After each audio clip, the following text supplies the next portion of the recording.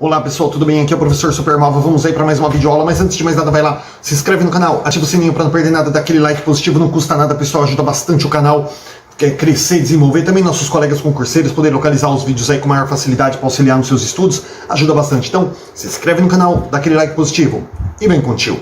Pessoal, vamos aí agora para a nossa 7ª aula sobre a Base Nacional Comum Curricular, a nossa BNCC, lembrando aí que a nossa BNCC homologado em 2017, né? Nos últimos 2 anos aí, aproximadamente, se tornou, pessoal, o assunto mais importante da educação. Hoje é o tema mais importante da educação, não que os demais não sejam, mas o mais importante hoje é a espinha dorsal da educação brasileira. Hoje é a Base Nacional Comum Curricular. Então é um tema de extrema importância.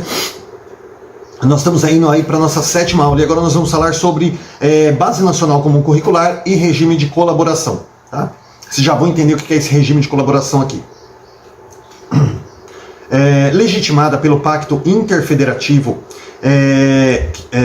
a BNCC, ela depende do adequado funcionamento do regime de colaboração para alcançar seus objetivos. Tá? Sob sua formulação, sob coordenação do MEC, contou com a participação dos Estados, Distrito Federal e municípios, depois de ampla consulta à comunidade educacional e à sociedade, conforme consta a apresentação deste documento. Então assim, pessoal, primeiramente, regime de colaboração é o quê? Os governos das esferas federal, estadual e municipal se unindo e se subdividindo para atender melhor a educação. Tá? Então quando você fala regime de colaboração, as 3 esferas de governo, federal, estadual e municipal, se entendendo ali, procurando subdividir os trabalhos, tá? Então eles sempre fazendo tudo através de uma gestão democrática. Então o regime de colaboração é tipo assim, o Estado fala assim, não, eu vou fazer o que eu quiser, não vou me envolver com ninguém, não, isso aí não pode acontecer. Esse regime de colaboração é sempre a parceria e o entendimento entre as esferas federal, estadual e municipal, tá bom? Tanto que assim, ó, um exemplo que eu vou dar aqui sobre o regime de colaboração por exemplo, as etapas e modalidades da educação, né? Você pega, por exemplo, o município, ele atende, não é que não pode atender outro, até pode, mas tem mais ou menos essa subdivisão, né, para atender melhor aí a educação. Então o município, por exemplo, ele atende a creche, né, toda a educação infantil e os 5 primeiros anos aí a parte inicial do ensino fundamental. E o Estado vai atender todo o ensino fundamental e médio. E a União vai atender aí cursos técnicos, cursos profissionalizantes, curso superior, tá? Então tem essa subdivisão aí, não é que é obrigatório fazer isso, mas o pessoal faz dessa forma de maneira que cada um aí trabalhe numa determinada área que fique melhor. Imagina o município tendo que trabalhar da creche até a universidade, o estado da creche até a universidade, vira meio que uma bagunça e ninguém atende ninguém, tá? Então o regime de colaboração é sempre os 3 ali se entenderem em qualquer âmbito da educação, de modo a subdividir as tarefas, tudo que tiver que ser, os objetivos serem alcançados, cada um vai se subdividindo aí para que atenda de uma melhor forma aí as necessidades, tá? Mas, então, como eu falei, regime de colaboração sempre tem a ver com tudo na educação. Tudo, eles vão sentar os 3 ali, debater, tá? Esse é o regime de colaboração. Não vai cada um falar assim, não, eu vou fazer isso aqui e não quero papo com ninguém, tá? Senão a coisa não anda. Então sempre aí um trabalho articulado aí, né? Entre eles aí em todas qualquer que seja o assunto, até mesmo, por exemplo, currículos, né? Você trabalhar um currículo de forma... Deixa eu achar uma palavra aqui bem legal sobre currículo. Currículos alinhados, né? Ou seja, um dá sequência aí ao currículo do outro, para que realmente a coisa funcione de uma forma mais fácil para o educando também, certo? Então, entendido aí o regime de colaboração, vamos lá. Com a homologação da BNCC, as redes de ensino e escolas particulares, elas terão diante de si a tarefa de construir currículos com base nas aprendizagens essenciais estabelecidas na BNCC, passando assim do plano normativo propositivo para o plano de ação e da gestão curricular, que envolve todo o conjunto de decisões e ações definidoras do currículo e de sua dinâmica. Então, pessoal, a partir do momento que a BNCC foi homologada ali em 2017,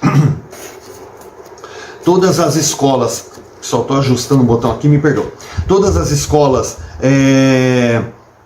tanto da rede pública quanto da rede particular, elas tiveram que readequar seus currículos, reconstruí-los aí, deixando aquele plano normativo de tipo, ó, temos normas a cumprir ali, temos que ensinar a criança isso, isso, isso. Não, eles tiveram que começar a trabalhar em cima das normas da BNCC, ou seja, das aprendizagens essenciais, aquilo que a BNCC promulgou ali como o mínimo necessário para ser aprendido por cada etapa e cada modalidade, tá? Então cada um ali teve que parar de fazer seu currículo próprio de acordo com o que achava que era melhor e trabalhar em cima da BNCC, tá? Então a BNCC ela não norteia só escolas públicas, não, são todas as escolas do Brasil, tem que cumprir essa base, essas aprendizagens essenciais da BNCC.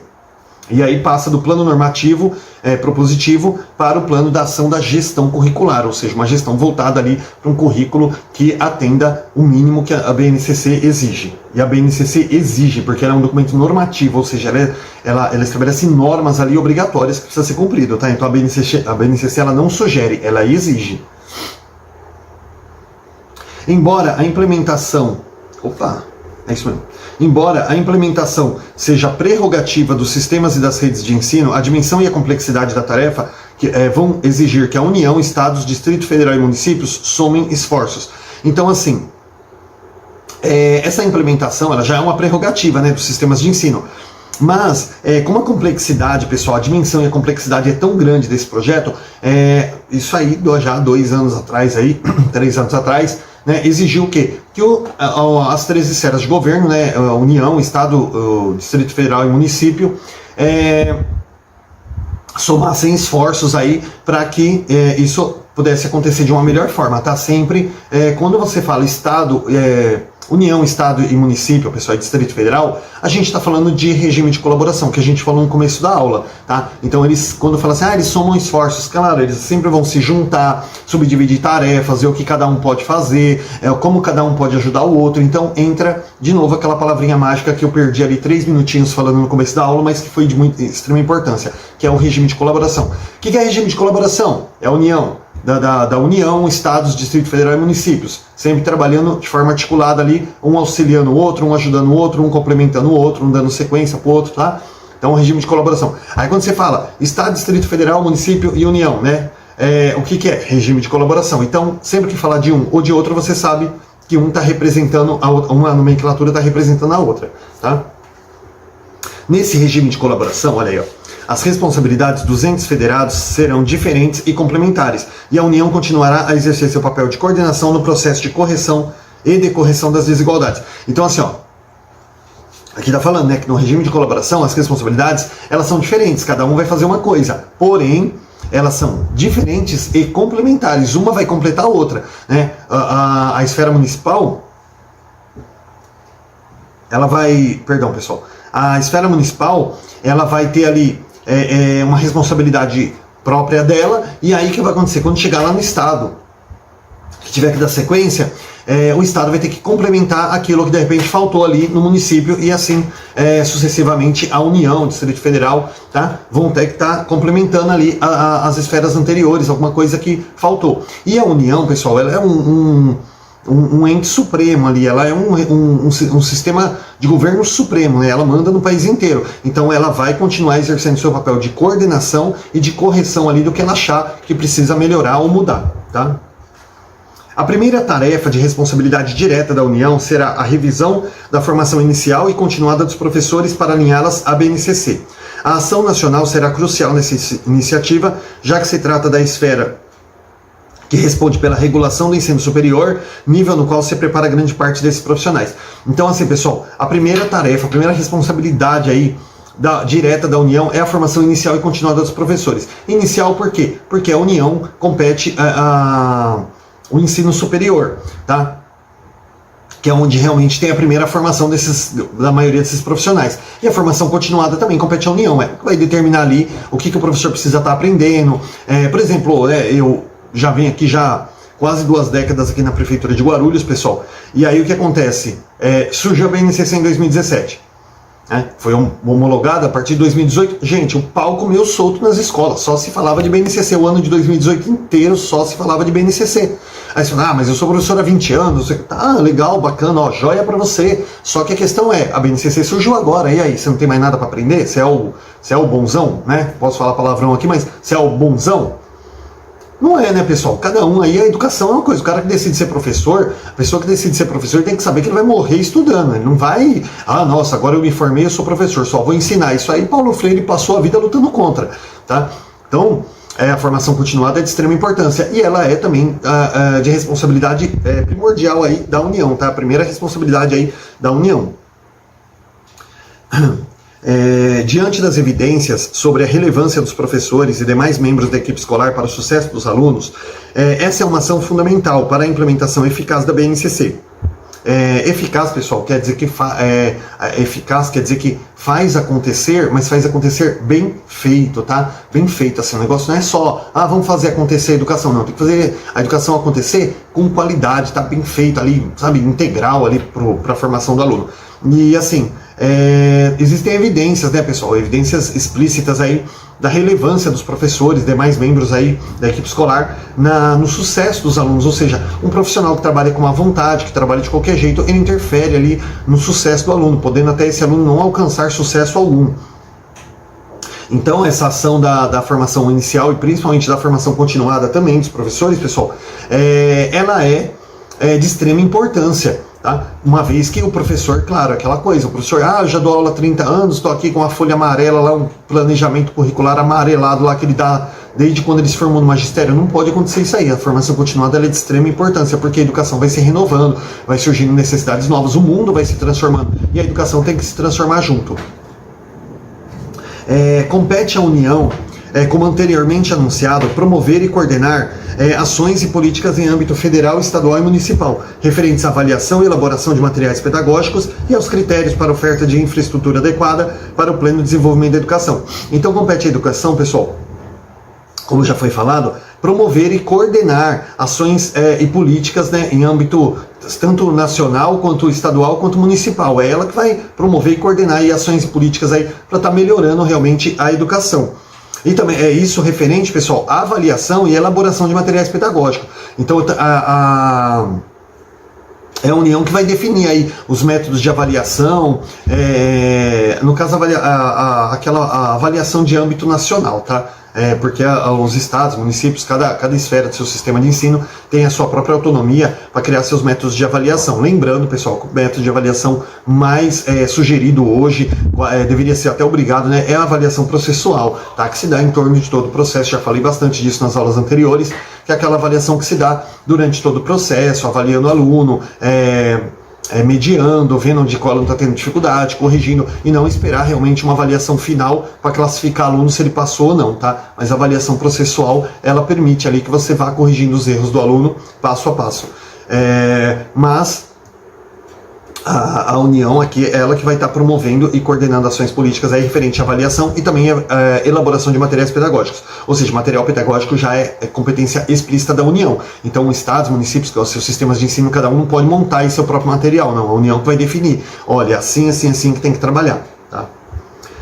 Por se construir uma política nacional, a implementação da BNCC requer ainda o monitoramento pelo MEC em colaboração com os organismos nacionais da área, Conselho Nacional de Educação, CONSED, Undime. Em um país com a dimensão e a desigualdade do Brasil, a permanência e a sustentabilidade de um projeto como a BNCC dependem da criação e do fortalecimento de instâncias técnico-pedagógicas nas redes de ensino, priorizando aqueles com menores recursos, tanto técnicos quanto financeiros. Então, assim, pessoal, esse parágrafo bem grande aqui, ele fala sobre suporte, tá? Tá falando aqui que na implementação da BNCC, ela requer ainda o monitoramento pelo Ministério da Educação, em colaboração com outros organismos aí nacionais da área, tá? Como o Conselho Nacional, CONSED, Undime. Porque, pessoal, o Brasil é um país de uma dimensão e uma desigualdade muito grande. E nós precisamos trabalhar o que a sustentabilidade, nós precisamos trabalhar uma uniformidade na educação, de modo que todos possam ter aí uma educação de qualidade, uma educação em nível igual. Olha, gente, a minha primeira aula da BNCC, eu falei justamente isso. Para que foi criada a BNCC? Porque a pessoa vinha, por exemplo, de uma região, numa determinada região. Ah, eu vim lá do norte, do nordeste, do sul, do centro-oeste. Aí ele mudava, por exemplo, para o sudeste. Ou ele ia do sudeste lá para o norte, para o sul, né? E aí o que acontecia? Essa criança ela tinha muita dificuldade. Porque a educação ela mudava drasticamente de uma região para outra. Era uma coisa assim, quase que se você estivesse em outro país. Então a BNCC foi criada para quê? Para colocar ali o parâmetro mínimo que cada etapa, cada modalidade deveria alcançar. Então, dessa forma, as famílias que mudam de uma região para outra, tal, a criança não sentiria tanta dificuldade. Ela vai sentir um pouquinho por conta do calendário, que tem que respeitar ali as culturas, os feriados próprios, né? Sua própria cultura. Então o calendário adequado ali, a criança tem um pouquinho de dificuldade, mas essa dificuldade é muito menor. Por quê? Porque o parâmetro mínimo é igual. Então essa foi o principal motivo aí da BNCC ter sido criada. E aqui está falando assim sobre essa questão da desigualdade no Brasil. Só que a BNCC ela é um documento que, um pedaço de papel tentando regularizar as coisas num país onde todo mundo faz o que acha que deve fazer, né? Sem ficar achando que precisa aprender alguma coisa com alguém, que tem que seguir a ordem de alguém, então é meio complicado. Então, o que compete à União, aí, ao Ministério da Educação? Priorizar as escolas, priorizar as cidades, as regiões, os estados, que têm menos condições ali de manter, de chegar a esse patamar. Ou seja, dar um suporte, seja financeiro, seja um suporte pedagógico, seja ali... Tem que priorizar, não adianta você chegar e falar assim, não, todo mundo eu vou dar a mesma educação, vou dar as mesmas condições. É aquilo que eu costumo dizer. Você, por exemplo, você tem 3 filhos ali, 100% sadios tal, e aí você tem um filho que, por exemplo, tem um defeitinho na perna, não necessariamente uma paralisia, mas um filho ali que, por exemplo, não consegue correr, andar com a mesma velocidade que os demais, né? Então o que você vai fazer? Você vai garantir que aquela criança ali, de um aparelho, ou vai garantir ali um tratamento, uma estimulação, de modo que aquela criança ela possa se recuperar daquele probleminha que ela veio. Agora você fala assim, não, eu não posso gastar R$1.000 a mais com esse filho, porque seria injusto com os demais. Mas, poxa, os demais nasceram ali todos perfeitos, né? Não precisam, e aquele ali não precisa de um cuidado a mais, e aquele ali não, aquele ali precisa de um cuidado a mais. Então você tem que gastar um dinheiro a mais com ele. Não é que ele vai ter uma roupa melhor, vai ter um sapato melhor, não é isso. Mas ele requer uma condição um tratamento especial para que ele chegue no nível dos demais, tá? Aí a gente trabalha a equidade, que eu também falei bastante aí em outras aulas. Então, quando você fala assim de priorizar aqueles com menores recursos, não fala assim, não tenho culpa que aquela cidade ali não tem recurso. Não é assim, pessoal. Quer dizer, as pessoas daquela cidade têm que se mudar para outra, que é o que acontece muito, né, com a questão do Nordeste. Né? A minha esposa, parte dela tem muitos parentes nordestinos, e a maioria vem para São Paulo e fala assim, eu adoro minha região, mas eu preciso vir para São Paulo para poder construir uma vida, porque muitas vezes lá é só plantio, é só essas coisas. Então assim, você vai, né, plantar de manhã para comer à tarde. Então eles mesmos, não sou eu que estou falando isso, eles mesmos falam, tem que vir para São Paulo para poder se construir aqui, aí você volta para lá, monta lá algum negócio, uma empresa, mas você tem que vir para cá. Muitos fazem isso. Mas não tem faculdade lá? Tá? Tem, mas é aquela coisa, pessoal, é uma região onde acaba não tendo um crescimento maior, como por exemplo a região sul, a região sudeste. Então assim, o governo tem que atender com mais prioridade lá, certo? Então precisa ter essa compreensão aí de ambos os lados, tá? Essa função ela deverá ser exercida pelo MEC em parceria com o CONSED e a Undime, respeitada a autonomia dos entes federados. Tá, então é uma função aí toda essa função aí de suporte e tal, tem que ser exercida pelo MEC em parceria com o CONSED e o Undime. Que são esses órgãos aí, organismos nacionais aí da área da educação. A atuação do MEC, além do apoio técnico e financeiro, deve incluir também o fomento a inovações e a disseminação de casos de sucesso, o apoio às experiências curriculares inovadoras, a criação de oportunidades de acesso, conhecimentos e experiências de outros países, e ainda o fomento de estudos e pesquisas sobre currículos e temas afins. Ou seja, pessoal, implementar o currículo de forma eficaz. Lembra que eu falei, né? Implementar o currículo de forma eficaz é fazer acontecer, mas fazer acontecer bem feito, tá? Com perfeição. Agora, vamos aqui para um segundo títulozinho aqui, que fala sobre Estrutura da BNCC. Ah, agora é um tema novo, pessoal, viu? Que a gente vai falar aqui sobre a estrutura da BNCC. E eu vou ter que... Pessoal, eu vou deixar isso aqui para a próxima aula, tá? Para não quebrar o tema. Agora a gente vai começar a falar sobre a estrutura da BNCC. Então eu vou começar aqui, vou ter que continuar em outra aula, vai ficar meio quebrada aí a temática, tá? Então a gente vai encerrando essa aula por aqui e vamos dar continuidade na próxima aula aí, falando sobre a estrutura da Base Nacional Comum Curricular, tá bom? Então, pessoal, não esquece de se inscrever, dar aquele like positivo, bons estudos e até a próxima aula.